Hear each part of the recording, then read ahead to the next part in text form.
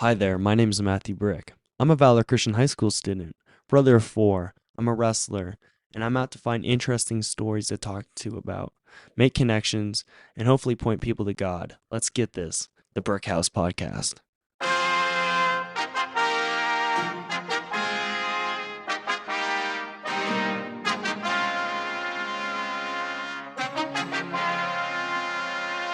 This is Brick's home. This is your house. Presenting the Brick House Podcast. The Brick House. Here comes the boom.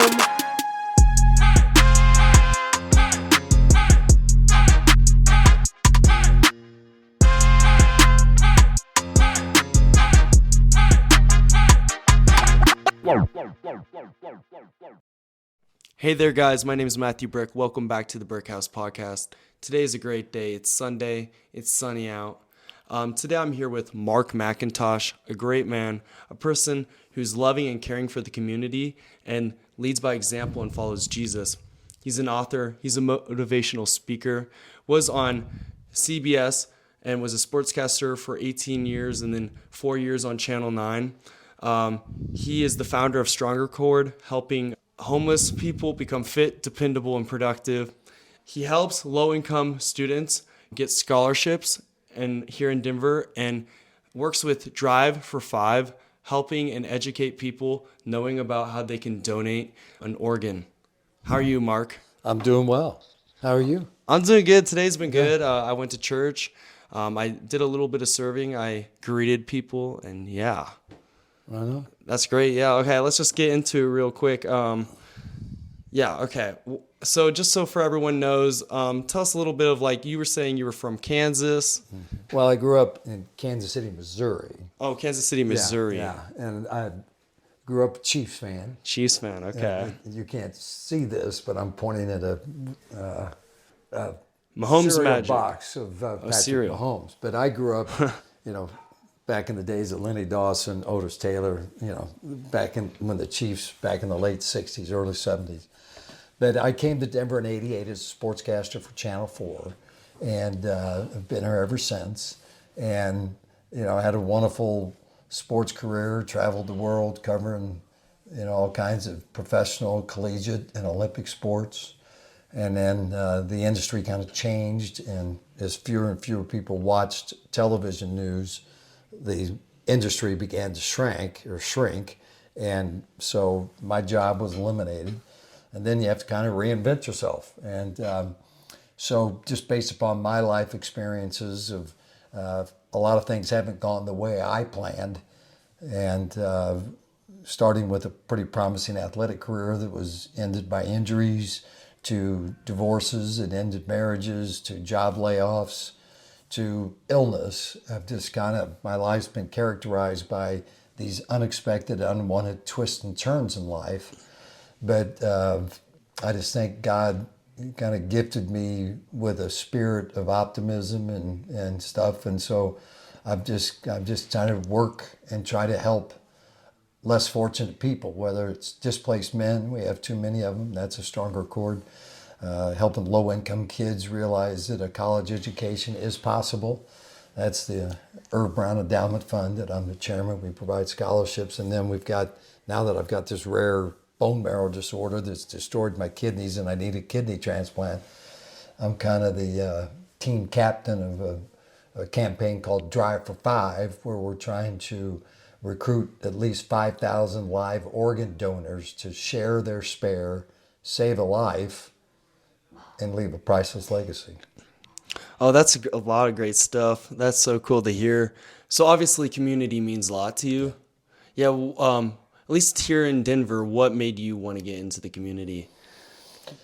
Well, it's my faith. Faith. And that one of my favorite Bible verses has always been Galatians 6:9, that says, "Never grow weary of doing good for others, because at the proper time we'll reap the harvest if we just don't give up." And so I've just always tried to, myself help others and encourage others, and it's really kind of selfish if we're helping others knowing that we're going to reap the harvest. Okay. And so I've just always tried to be that person. Yeah, My share the next door gospel. neighbors are 91 and 85, and shovel their Oh, snow. that's nice. But I think God gave me that kind of spirit, from a young age. And I think that's why part of the reason I was a quarterback and I was a point guard. I had the skills and the talents, but I also had kind of the spirit of leading and helping. Yeah, what do you think?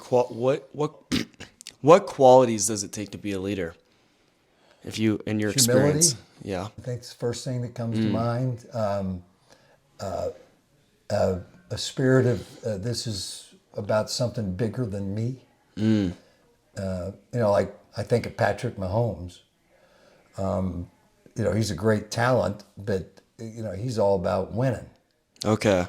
And I think that's what I'd never bet against Patrick Mahomes. It's like when Brady was in his prime, I'd probably never bet against Brady. But I think there's just certain people that the bigger the game, the better they play. Okay. And so I just think what makes a good leader is humility, perseverance, optimism. There's a lot of things that come into leadership, but I think those are perseverance, if I didn't say that. No, yeah, those are great qualities. At least for me and my wrestling team, I already know, like I'm talking to some kids, their like goals are win state, go all the way, and I think those are great goals, and it's not that I couldn't do that, but at least with me, my goals are to create and install a community. Like I want to be a good leader. I don't know.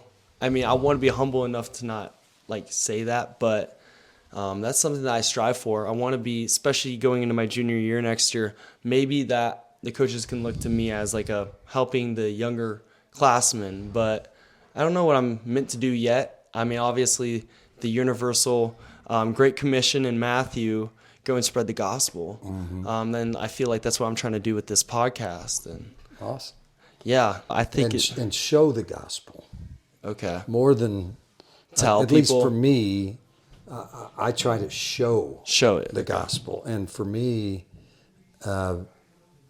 my favorite, well, I got a lot of favorite Bible verses, but another one is Galatians 5:22-23.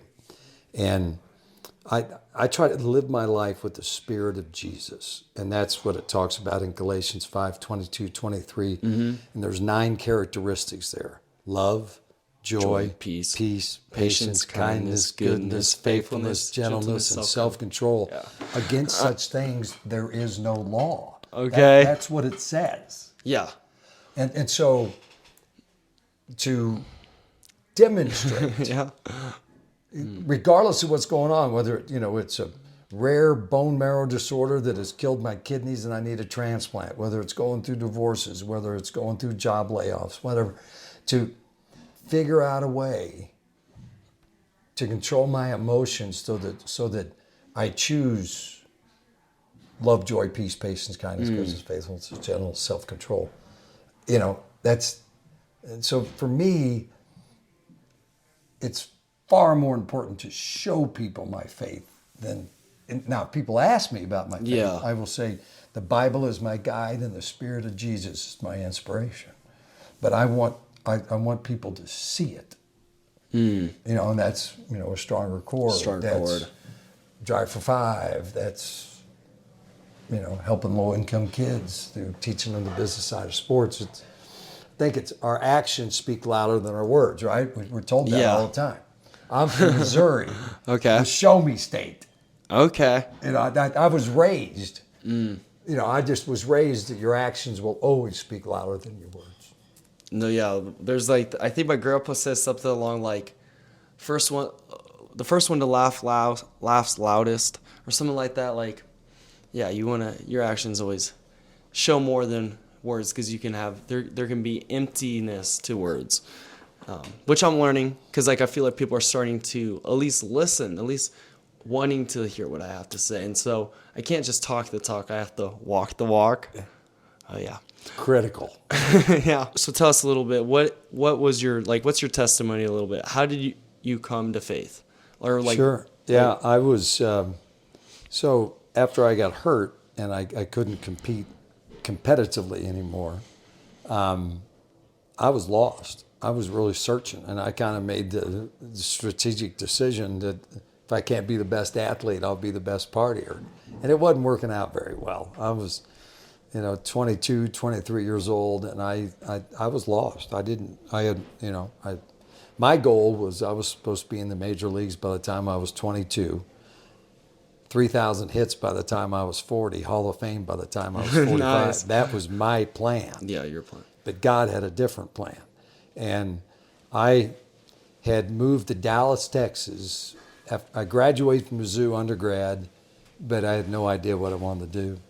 And so I fled to Dallas, Texas to work for Frito-Lay in their sales management program. So I was driving a Frito-Lay truck. Oh, okay. And it so happened that my old high school football coach from back in those years, he lived in Sherman, Texas, which was about an hour north of Dallas by that time. Okay. And one of the first nights I was in Dallas, he came down and we went to dinner. And as he was leaving, he was driving off, and all of a sudden he slams on his brakes. He starts backing up, and he jumps out of his car, pops open his trunk, and he's ruffling around in a duffel bag. And then he handed me a torn and tattered Fellowship of Christian Athletes Bible and said, "I think you could use this right now." And I started reading the Bible from front cover to back and discovered what an incredible book of wisdom it is. And that's when I fell in love with the man, Jesus, and the way if I got 98 yards to go, no timeouts, and there's only about a minute 15 on the clock, I want Jesus under center, because that guy, he was cool under fire. Yeah. And just his wisdom and his, he asked great questions, and I just fell in love with Jesus, the man. The man. And try to, I consider him the greatest coach who ever lived. And I've been around a lot of great coaches. Yeah, coaches. I've been around Hall of Fame coaches, professional and collegiate, Olympic, but there's no better coach than Jesus. No, I was saying this, I think, to one of my friends. I heard it from a football coach last year, but I'm no longer doing football. He's like a general. Because, at least for me, sometimes, there's, game mode, right? Match mode, whatever sport you're playing. So I heard this, and so lately it's just been on my mind. But when it's match time, I'm not in the battle alone. I'm with the general, the great general. Because, Amen. yeah. And that battle goes far beyond the wrestling mat. For sure. The battles of life. If somebody cuts you off, or somebody, how do we react? Yeah, that's something that, my dad even tells me about constantly.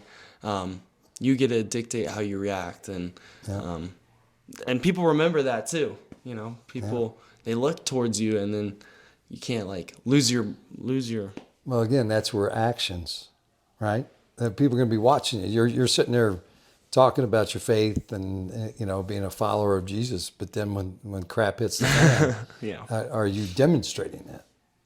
I would like to hope to think that I try to, and I know I won't get it perfect for sure. Well, you're 16 years old. I'm 65. I've been on a 40-some year journey, and the way I handle things today is far different than the way I handled them in my early 30s or 20s or 40s.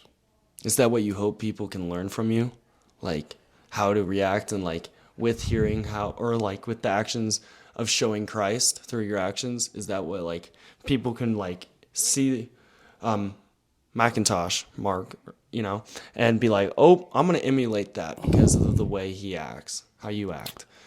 I hope so. I hope that, the whole mission, given how my life, there's so many things that have not gone the way I planned, but I think these are experiences that God has given me certain skills and talents. We all are born with gifts, right? We have spiritual gifts. I think mine is encouragement.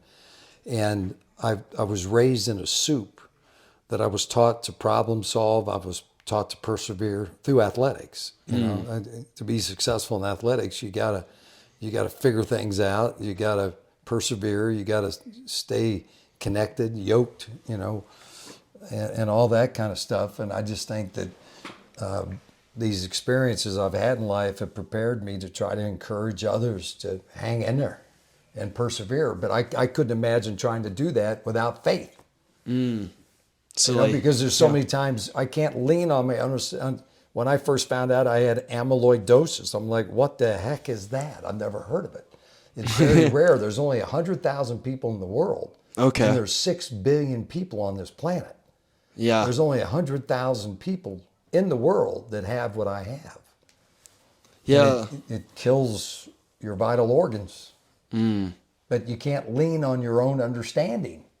Yeah. I just really, I can't fathom trying to go through life without faith. Yeah. I feel like, right? I mean, obviously you get this choice to choose God and Jesus or, you know, do it your own. I'm actually, just earlier, I was reading a poem, Invictus. There's the Invictus games. But like, I think what comes, I don't want to go into that rabbit hole, but I think for most people, and at least for me, I really started believing once things hit the fan. You know, I have a good life. Like it's not as bad as, there's always people that have it worse than you. And for sure, there's people that have a whole lot worse than me. And I'm grateful for the problems that I have and that they're not any worse than what they are. But yeah, I kind of was like realizing, and there were choices that I made myself, but I was like, there got to be something better. And with now going to youth group, finding a community that I can speak into and people are actually receiving it. I don't know. I feel like there's now actual proof. Like I'm seeing it, you know, I heard about God, I heard about Jesus. I grew up normally, like in that, but it wasn't until things kind of didn't go my way. That's when I kind of was like, I don't know. It wasn't like anyone specifically like, well, I had a friend who invited me to church and I went to youth group and yeah, I guess I've been going ever since. So, yeah. Well, and I would encourage you when you talk about problems, yeah, maybe change that word to experiences. Okay. Because we have experiences that don't work out the way we want it to, right? But what can we learn from that experience? That's so true. Like, I need to think of it like that way. I mean, because we all got our stuff. Oh, for sure. Everybody's got stuff. Everybody's got their challenges in life. You know, it might be relationships. It might be health. It might be financial insecurity. Everybody's got their challenges. But it's how do we deal with them? Okay. And so tell us a little bit about that. Like, how do you, put faith in Jesus, right? Is that what you'd say? Well, you know, I put my faith in, I believe God's got a plan. Yeah, okay. You know, when I'm sitting there going, okay, amyloidosis, really? It's killed my kidneys. I need a kidney transplant. You know, it could be fairly easy to jump into why in the heck is this happening to me?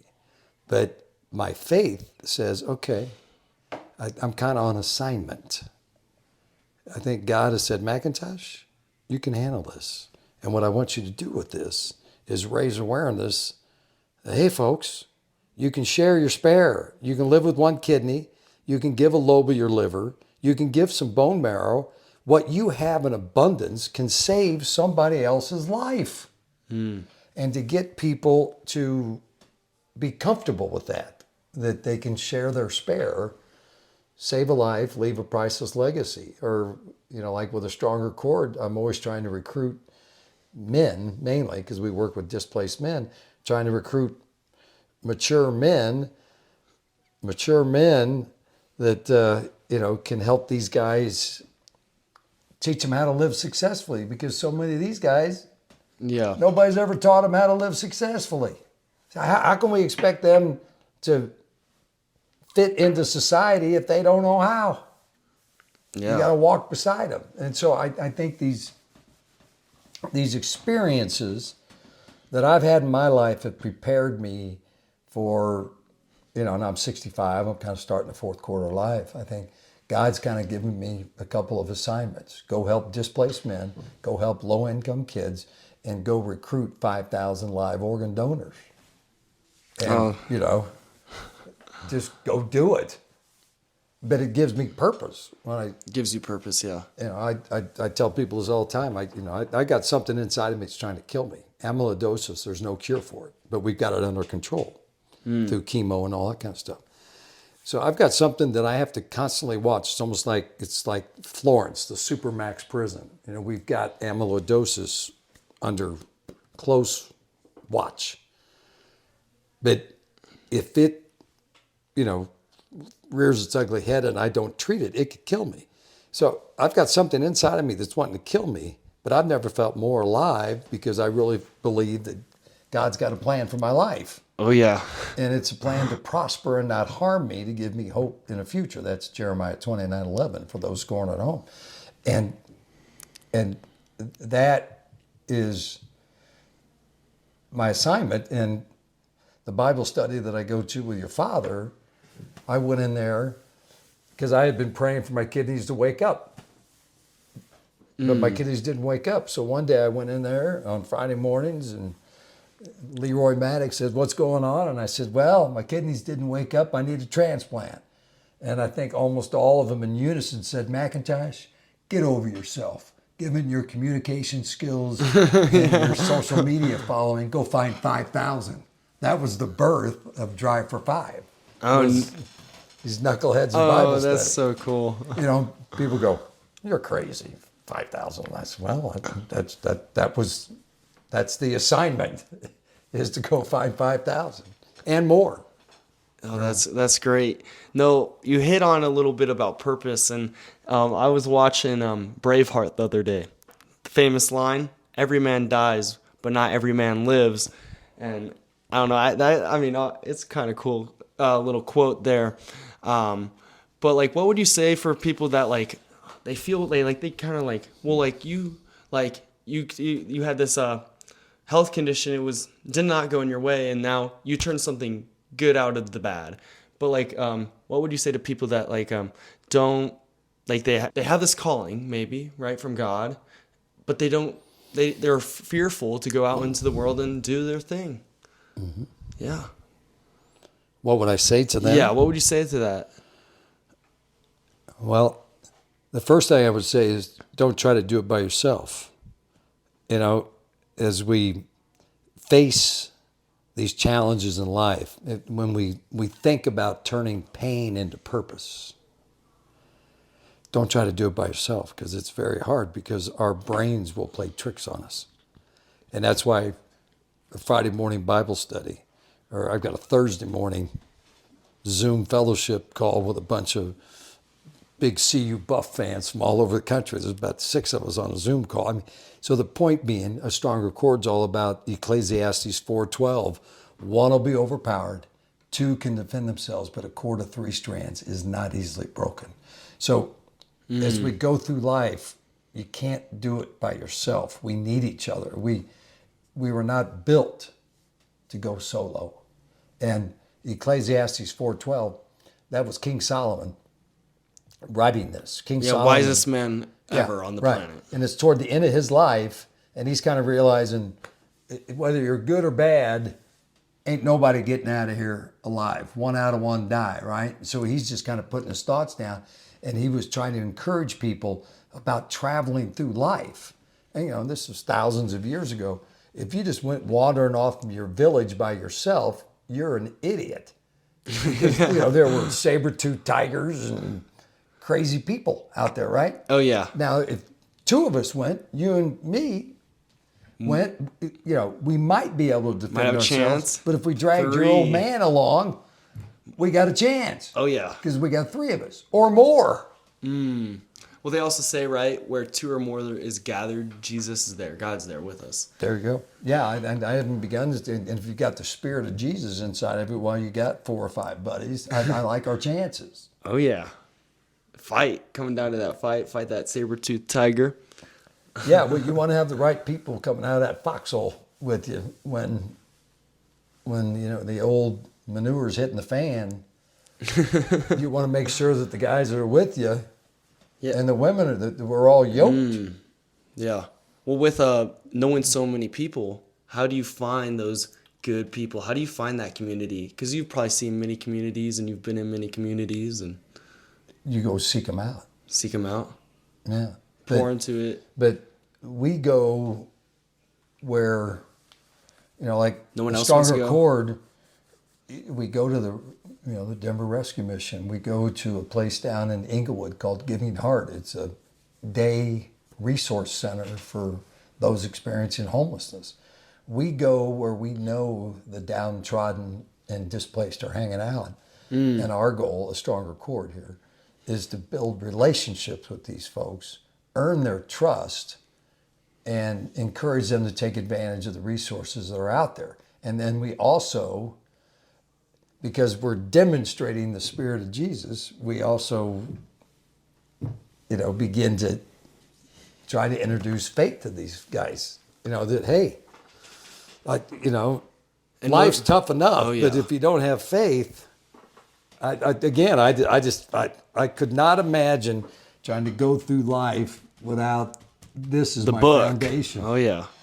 It's the greatest selling book. I've written 4 books. This is the greatest selling book in the history of mankind. No, yeah, I've been learning a lot about, actually in history, but just like Martin Luther and the printing press, and like just how people say that the printing press was probably one of the most revolutionary devices and thing of technology ever. Just the fact that the way to mass produce, and also at that time the Catholic Church, they did not, only monks and priests were allowed to read the Bible. So, and they didn't even learn, they spoke Latin. So the common people didn't even know, they didn't even have their own opinions. Everything that they were learning was told. They were being told. They couldn't make opinions about God. But after Martin Luther nailed the 92 reasons why, kind of embarrassing the Catholic Church, and then the printing press, and then all these denominations come out of Christianity and Catholic, and people can start forming their own ideas and realizing, oh no, this is right, not that. You don't have to pay for salvation, because they were doing indulgences back then. Yeah. Well, religion is Man-made. religion has caused a lot of strife in the world. That's where I try to just stay focused on the Spirit of Jesus. You can call yourself an atheist. I don't care. Yeah. But do you have a life that starts with love and ends with self-control, knowing against such things there is no law? Yeah. Well, one thing we've been learning is at Valor, and it's not this, I'm deeply interested in this, but the Trinity, it's not that there are 3 gods or Transformers where they're one part of each God. No, they're all the same God. They're all God, but they're a different being. They're homoousia, which means same substance. They each That's are a fancy word. What? Say that again. Homo what? Homoousios. Homoousios. So homo means same, and then ousios means substance. See, people get it wrong where, the Holy Spirit is they each are their own thing, but yet they're not 3 different gods. They're not Transformers and they come together. No, they're each their own thing, but yet they're all God. And yes, sometimes it's hard to understand it, and I don't know why there's 3, but God is all knowing and all powerful. So yes, we're not going to quite understand why it is, but to me it makes sense, right? God shouldn't have a limit. So it actually makes perfect sense, because he can do that, because he is God. But I get, it's cool. Preach it, brother. Oh yeah, I know it's great. I love it, because I don't know. I'm wanting to. There's this guy Cliff. He's this guy who's kind of all over social media. He's gone around universities and preached, and it's something that I think. And I was asking someone because like there are a lot of different religions and a lot of different people, and how do you confront hard questions? And one of my friends was telling me this, but like you just gotta, there isn't, I mean, there is like a logical way of answering it, but I think you just have to, like, there's logical, and then there's like, showing, like walking by faith, and showing by example. But yeah, and I have a lot more to learn, but yeah, it's Yeah, cool. remember you're 16 years old. Oh yeah. I'm 65. I still got a lot to learn. I think that's one thing. I think my faith is an ongoing journey. I think that, just like in athletics, in wrestling, you can always there's always room for improvement, right? For all of us, there's always room for me to grow more solid spiritually through the ups and downs of life.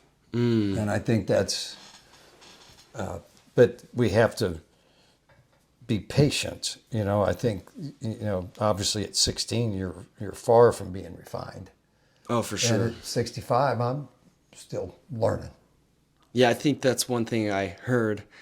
As Christians or just as followers, we're never done learning. We're always learning. We're always learning something new. And because I am only 16, I say all these things now, but once I hit real life, I might have certain times of doubt, and there might be a time where I pray not, but I might turn away a little bit because, well, I don't believe so, but I think I'm hoping for those experiences in a way because I like to learn.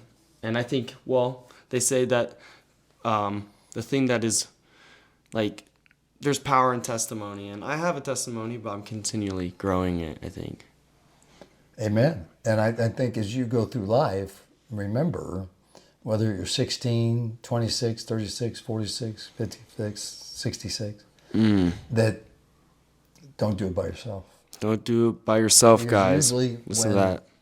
when we fall off is when we start drifting off and we isolate and we get away from, like Friday morning Bible study, those kind of things. Like guys come and go. Yeah. And you wonder what happens to them. And, and I've been sporadic of late because of my illness and stuff, but I realized as, I started to get healthier and you get used to the new normal of having to deal with a life-threatening illness and needing a kidney transplant and stuff. But I realized there were certain things that I had to get back in my life. And I had to get back to my Friday morning fellas because iron sharpens iron. Oh, right? yeah. You can't have, someone put it this way, you can't have iron and wood because the wood will dull the iron. You need iron, sharpens iron. So be real careful who you're hanging out with. Yeah. Are they raising you up or are they dragging you down?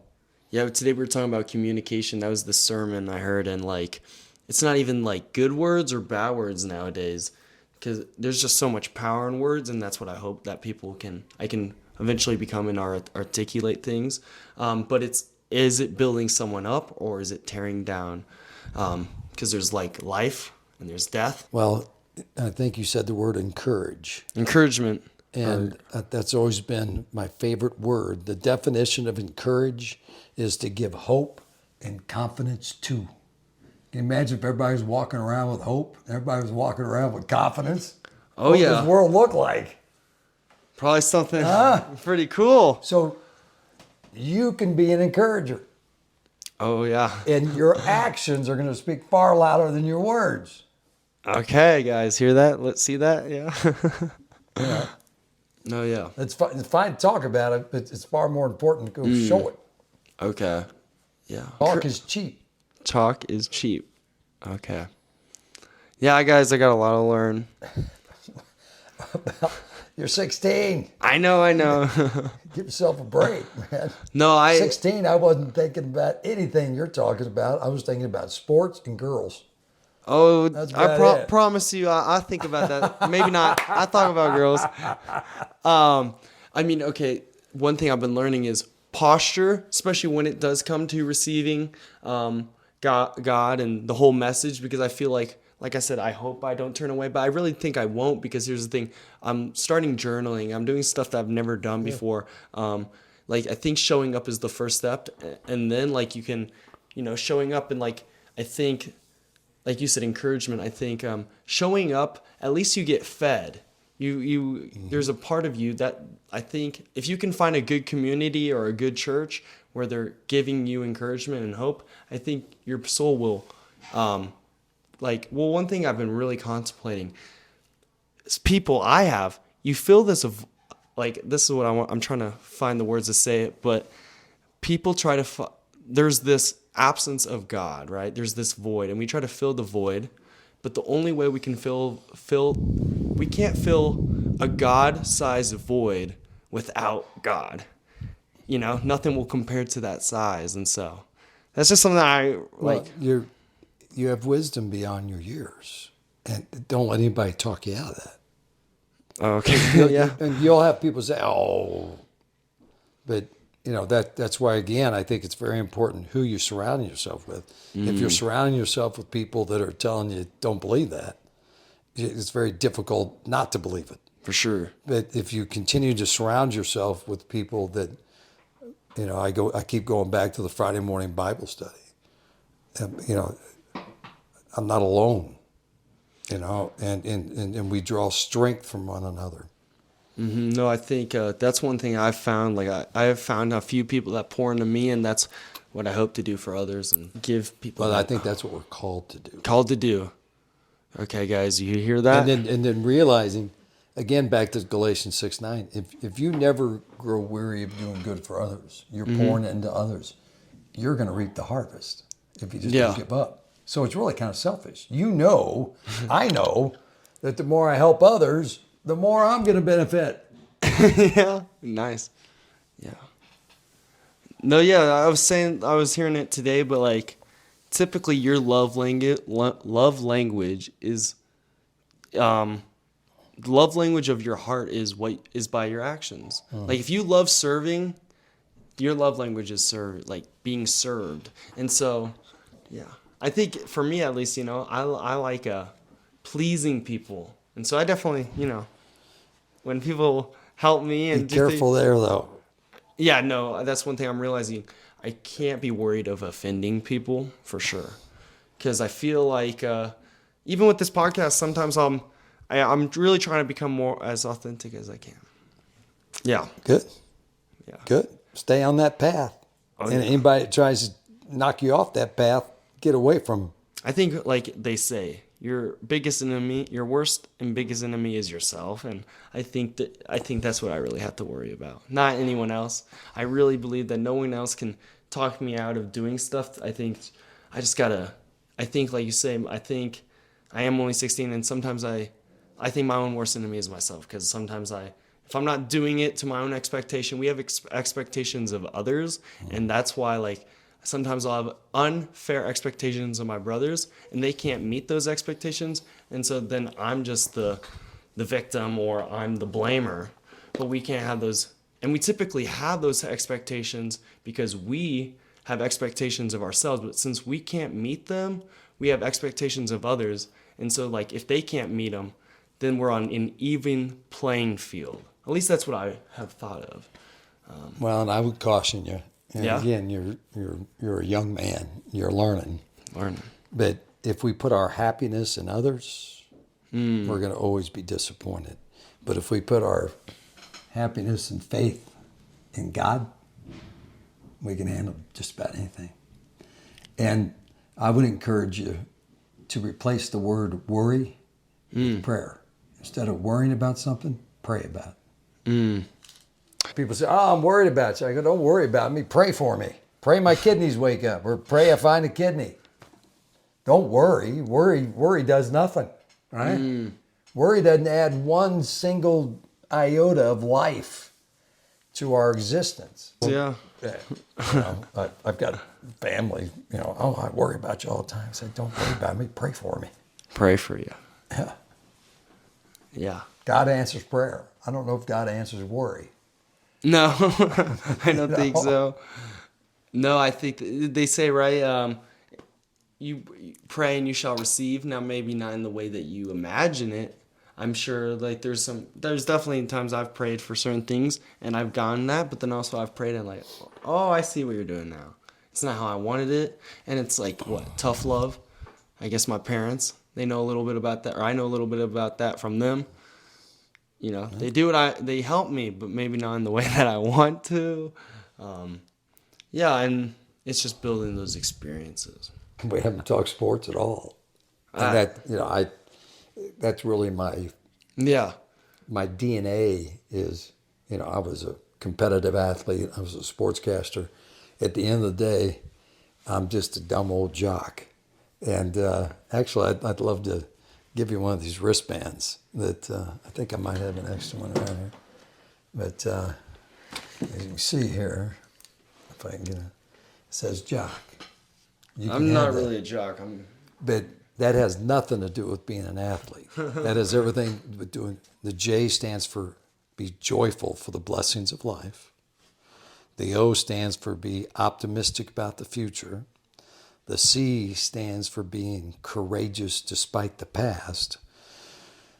So, Mr. Brickhouse, if you are joyful for the blessings, you're optimistic about the future, you're courageous despite the past, what's the K? I forgot how to spell jock for a second.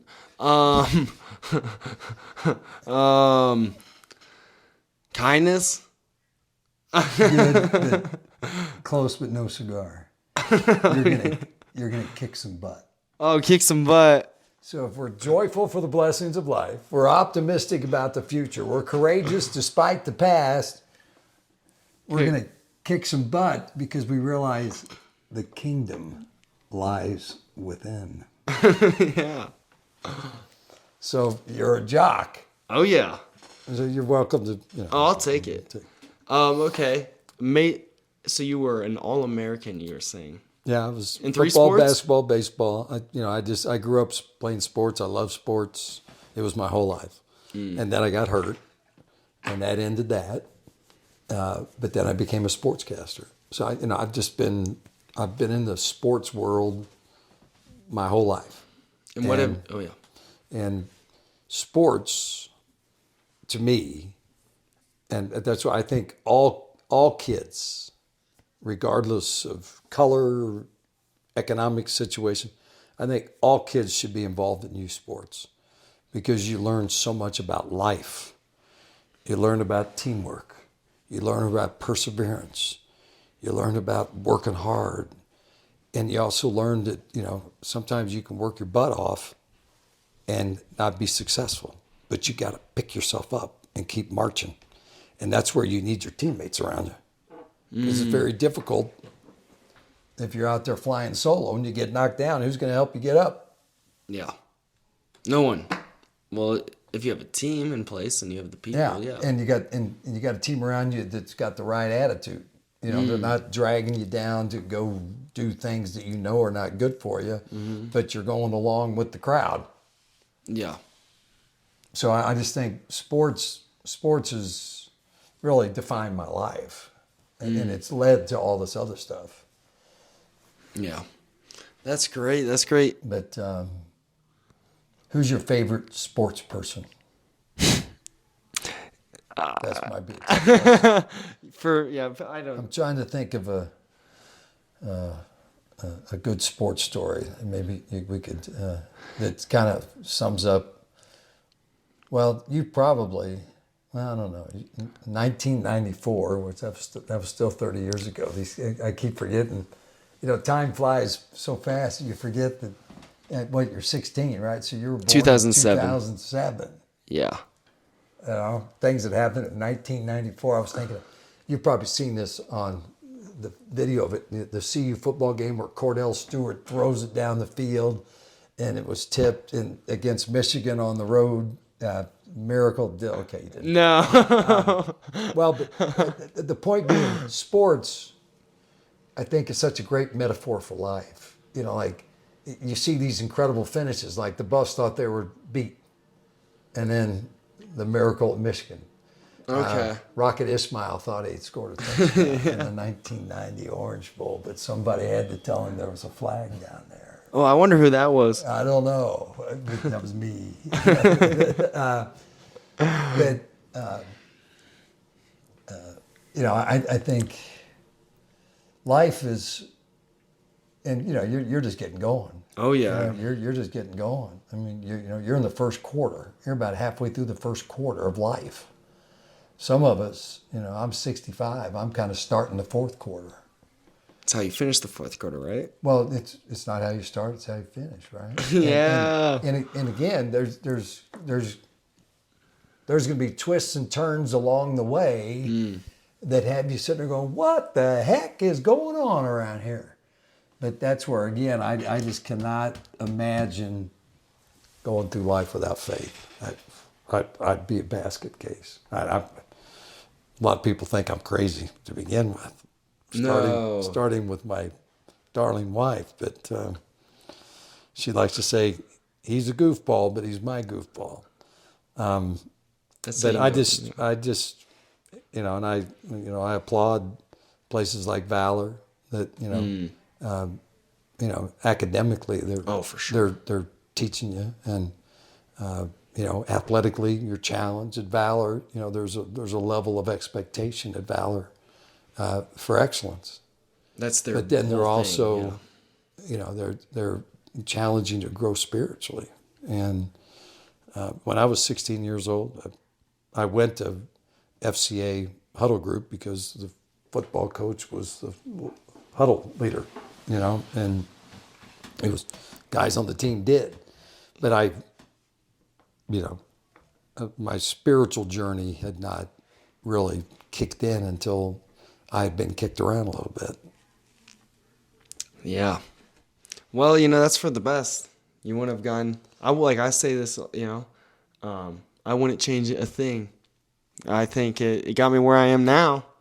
It can't be that bad, I guess, Well, and if you could, at your age, if you could, the next time you get a disappointing grade, a girl you like doesn't like you, you lose a wrestling match. Never. Well, of course, not a handsome dude like you. That's what I'm saying.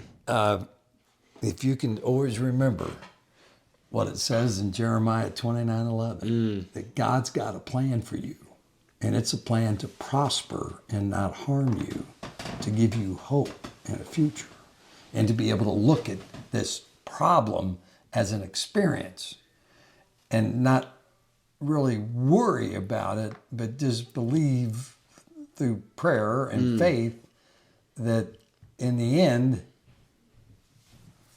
things are going to work out. I didn't plan on being married 3 times, but I've got an incredible wife.